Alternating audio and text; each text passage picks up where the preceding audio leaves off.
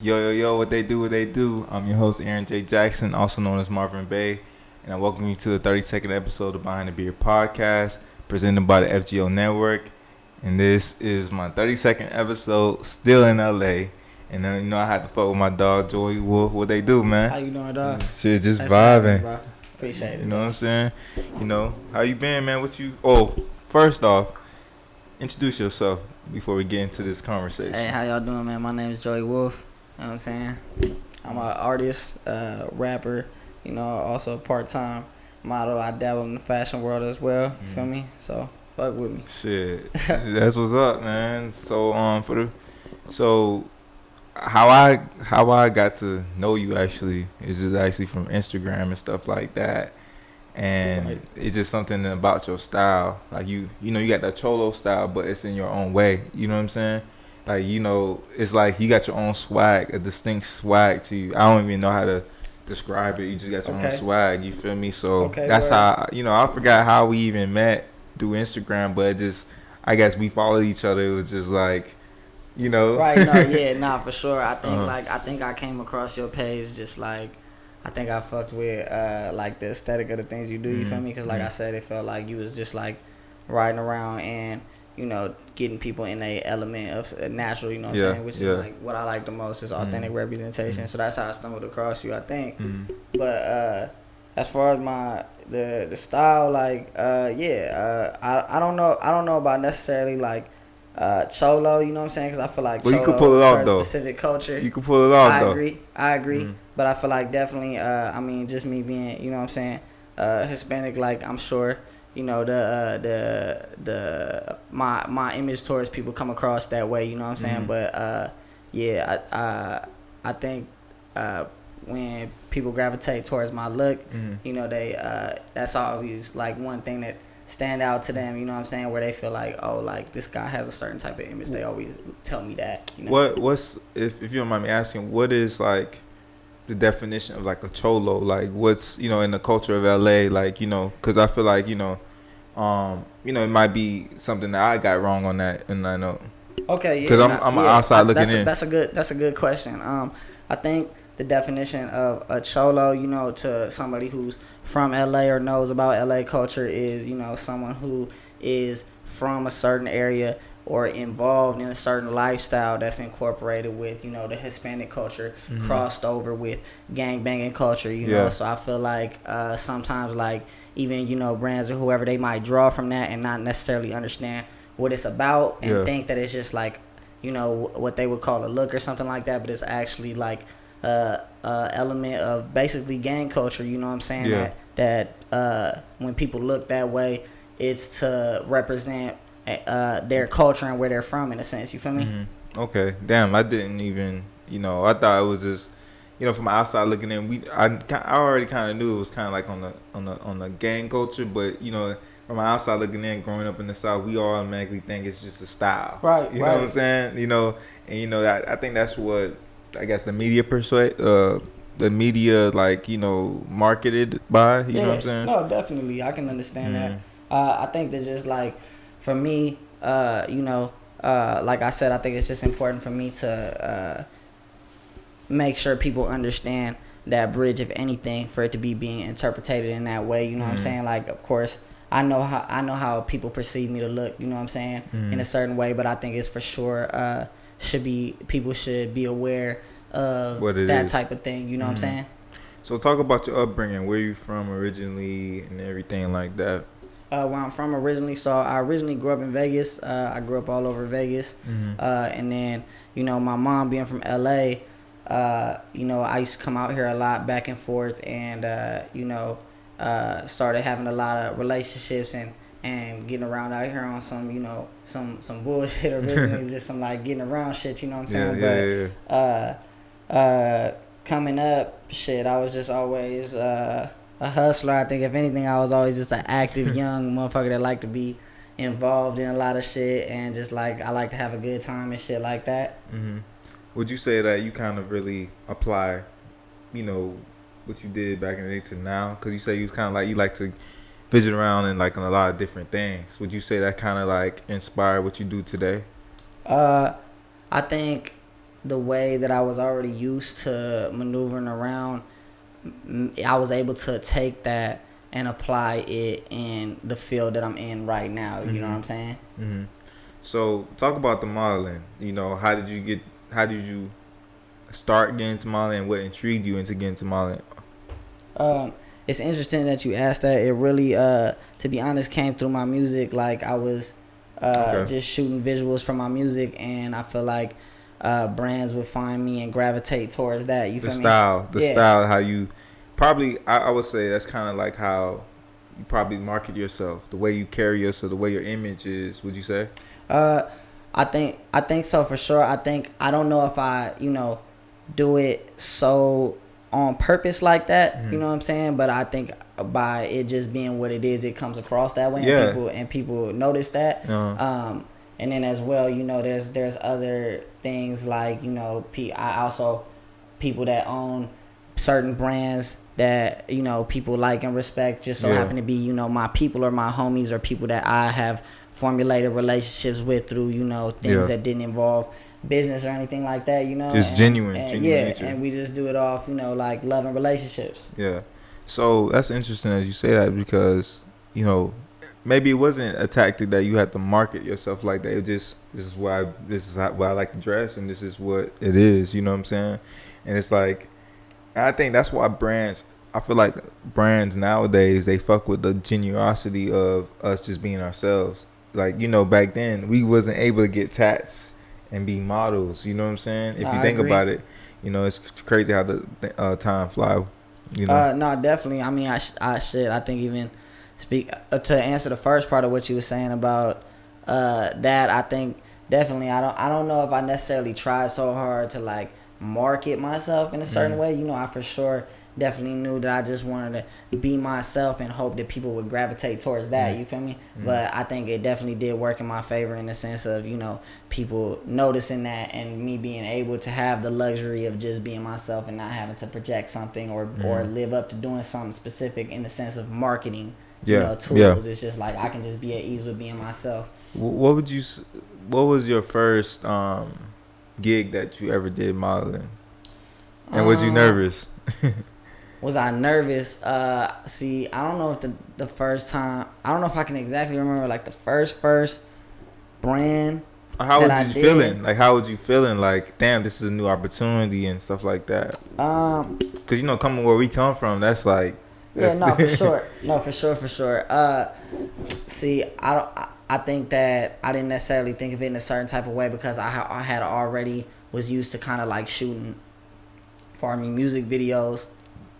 My fault, excuse me. Nigga, it makes sense. You know what I'm saying? Like I kind of was used to being behind the camera in a certain sense, I don't know if I was all the way comfortable with it, but I already was kind of used to shooting visuals, like I said. So I think by the time people want to get involved, it was already still like I'm just gonna go do what I already do, Yeah. But I definitely still had things to learn that I eventually learned along the way as well. I didn't know everything. What would you say you learned from that on that note as it come to mind? Because it's the little things that matter. Like would you say? I think I just apply the same things with the music and with how I used to move around when I was younger. I think it's just about like if things feel right, if it's relationships, if it's handling business in a certain sense. Like I feel like I was able to just amplify those things in a sense where it's like I had to learn the structure of, okay, I know how to, in a sense, hustle myself. Like I am the product in a sense, what I'm saying? So I'm able to go between things like, figuring out how to do raids and, the type of worth of certain things and shit like that, what I'm saying? But I think that being able to move around like that also helped me apply it back to the music in a sense too, because then it's like, okay, now I'm learning how to move around in a business side in a different field. You know what I'm saying? So this field is helping me see the way that I should be moving around business wise, and I'm taking that back because originally when I Supplying. was moving around with my music, I felt like I was just doing what I knew in the streets. You know what I'm saying? I was just doing what I knew. Where it was like, if I'm selling something, or if I'm trying to move around and make a play or do something, that's how I'm gonna move my music. Yeah. You know, and based off relationships. But I feel like by being involved in a different field, it helped me start to learn more aspects of the business and then take it back and apply it to what I was doing. You feel me? Yeah, yeah, yeah. It's crazy how, you know, how like, you know, me growing up with, you know, or knowing people that's from the streets, the same stuff we're doing. It's kind of some of the same ways of getting money off in the streets, but in the legal way. You know what I'm saying? Just like it's just that it's just you know it's just a different field. You know what I'm saying? But so the brands I've like seen you model was, you know, mostly from Born and Raised and Stussy. I'm not Stussy.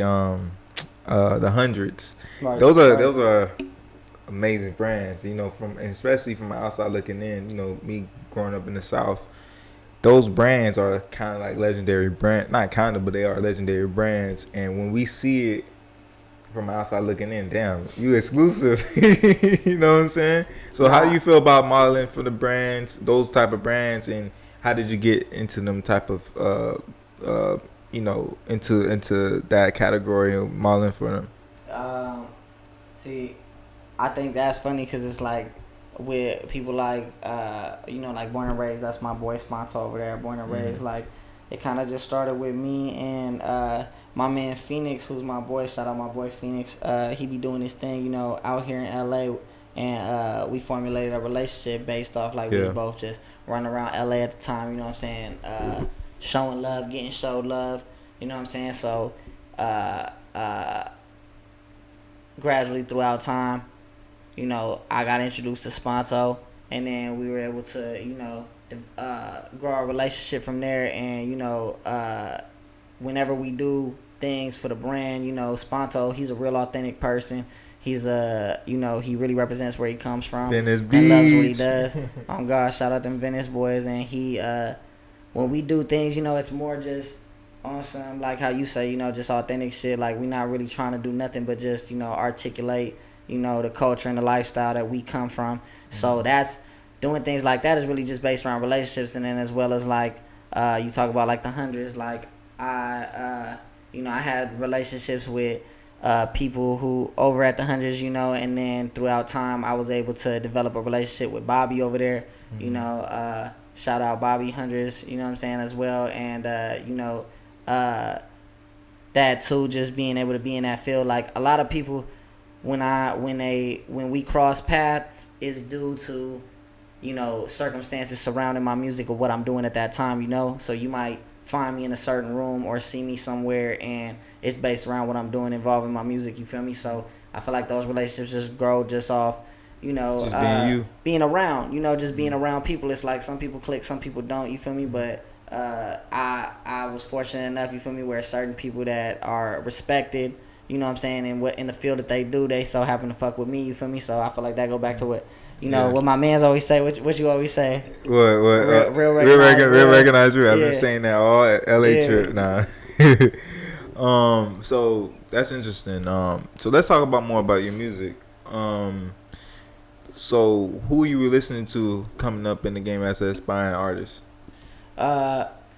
Shit, I feel like I always was listening to music because like my mom and my pops was such fans already, like, of music. Like, so like, of course, you know, the classic, you know, Tupac, Biggie, Jay-Z, Ams, and 50s and shit like that. But then also, you know, when I started getting into certain ages, like the Waynes, you know what I'm saying? It's like shit, like Outkast has always been a favorite of mine, you know what I'm saying? People like even the newer classes of like Kendrick, J. Cole, you know what I'm saying? People in that type of field, you know what I'm saying? All the way down to like, you know, of course, Nipsey Hussle, you know what I'm saying? R.I.P., you know what I'm saying? Of course, you know what I'm saying? People like Mobb Deep, you know what I'm saying? Like, it's like, because I feel like I always had like a range of music that I loved. Out of Mobb Deep, who's your favorite? Prodigy or Havoc? Oh, what? P, what the HNIC all day. Like, oh, God. It's just something about him.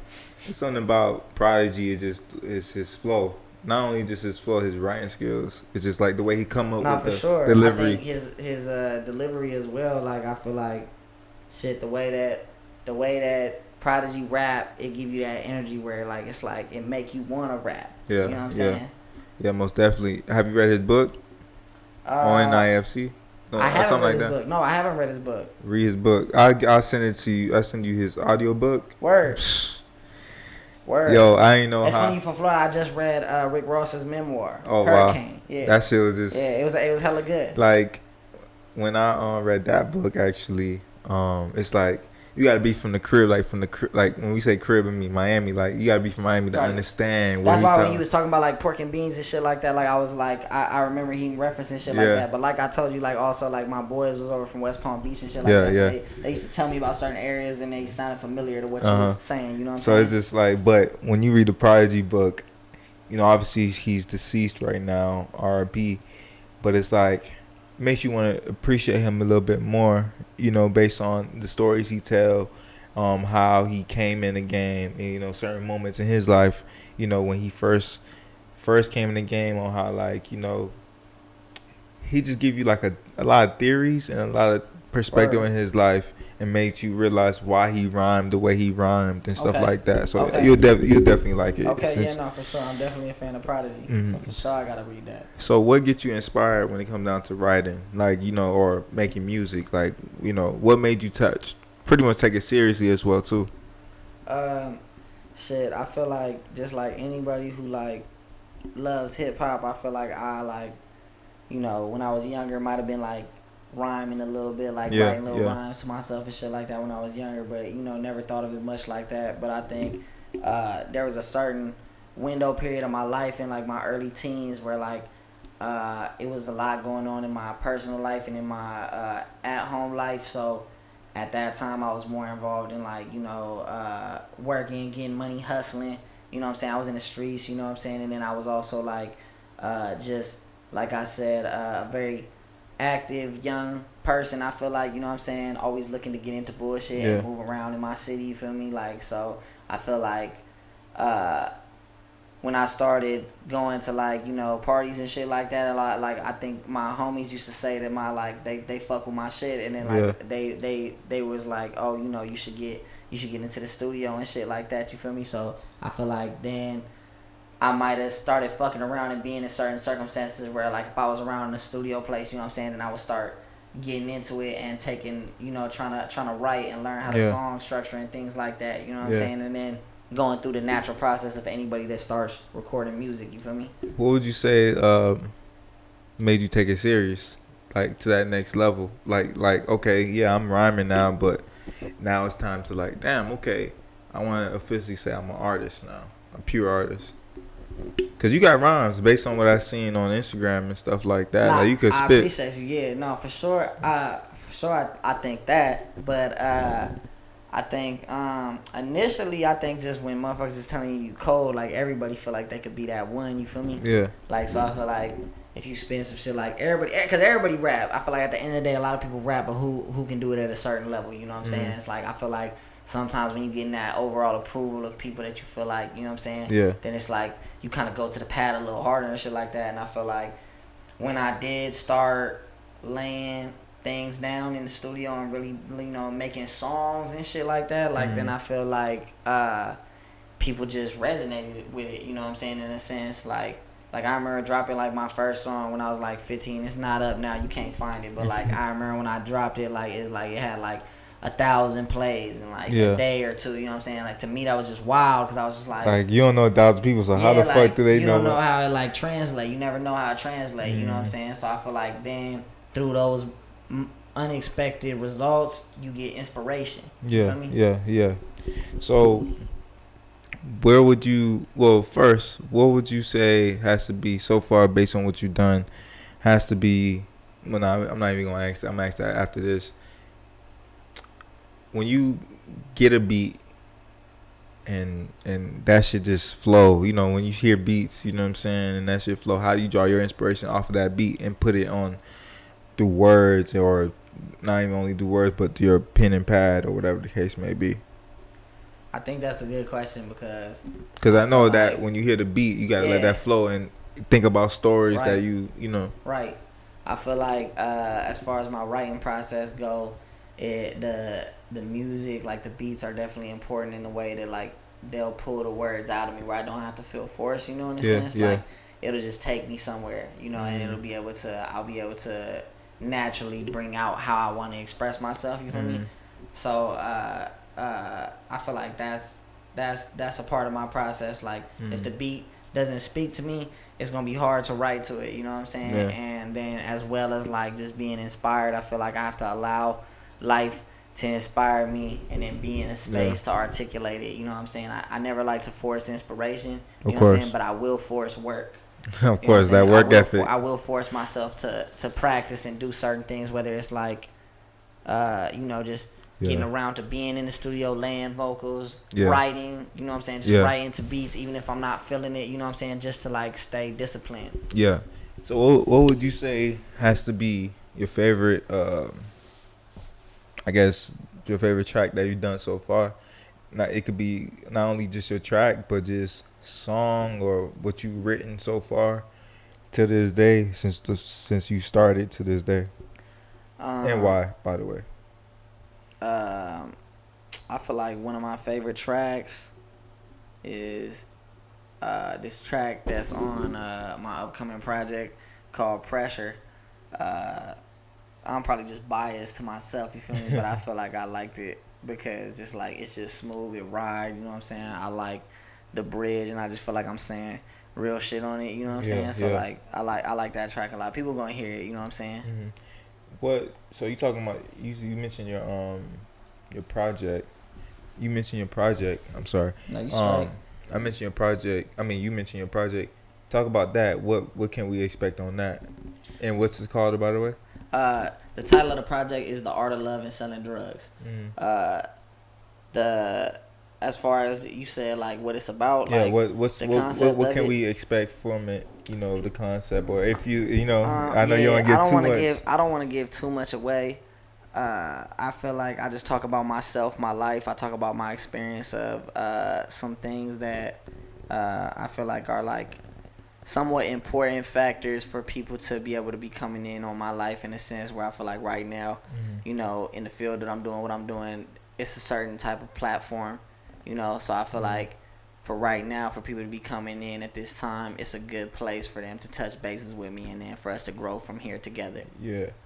So, what would you say? So you're an artist, you're a model, you're versatile. How do all that? Well, how do you keep a balance between all that? You know, because you know it's not everybody could do what you do. You know, some people are just I'm gonna do this and that's that. Um, I think it's important for people to be able to be good at what they do in a you know, like in a solid disciplined way, but I do think it's important for people to be able to be versatile. And I think for myself, I never really like to box myself into certain Of things, course, of course. you know. So I think that like as far as keeping a balance goes, I think I just do certain things that I like. And even though sometimes you have to take a step back and be able to look at it and say, okay, where am I getting the most results, you know, or where are people gravitating towards? I think that if you like something and you just do it, then it's just like it's easy to do it, and keeping a balance just has to do with how you are as a person, you know. Mm. So what's one of your goals in the modeling field? What would you want to do? Like, what would you want to be as a model in the future, in the long term of that field? um Shit, as far as fashion goes, like I don't know. I'm never really tripping on fashion, but I feel like, you know, it would be dope to be able to, you know, maybe be able to be out, sit in front row at some runways, or, you know, Yeah. maybe overlooking some designs of some, you know, like shoe collaborations and stuff like that. Because I know that, my fault. I know that certain, you know, a lot of brands these days, especially, you know, are always down to work with artists and shit like that. So I feel like them translating to my music, I feel like I would love to do something like that, you know what I'm saying? Like be able to have like a collab shoe Mm. with, you know, like Puma or Yeah, like, yeah. you know what I'm saying, like Reebok. You know what I'm saying? And be able to like design something with them, or like New Era, or like do like some Beats by Dre shit or some Yeah, shit yeah. like that. You know what I'm saying? I would love to be able to do shit like that. What about an artist, the music? Where you see yourself in the music game, like within yourself? In the artist field, I feel like even though I'm a new artist to the world, all along, like since I was young, I always been making music. You know what I'm saying? And a lot of the relationships through fashion shit, like I said, were through more personal or music involved dealings. So I feel like in the music, I just see people gravitating towards it. I don't want to say hopefully, because I know that, like you say, it's like if real recognize real, I feel like people will gravitate towards it. You know what I'm saying? And I just want, to hopefully be able to connect with people and have them be, either moved, motivated, inspired, by my music.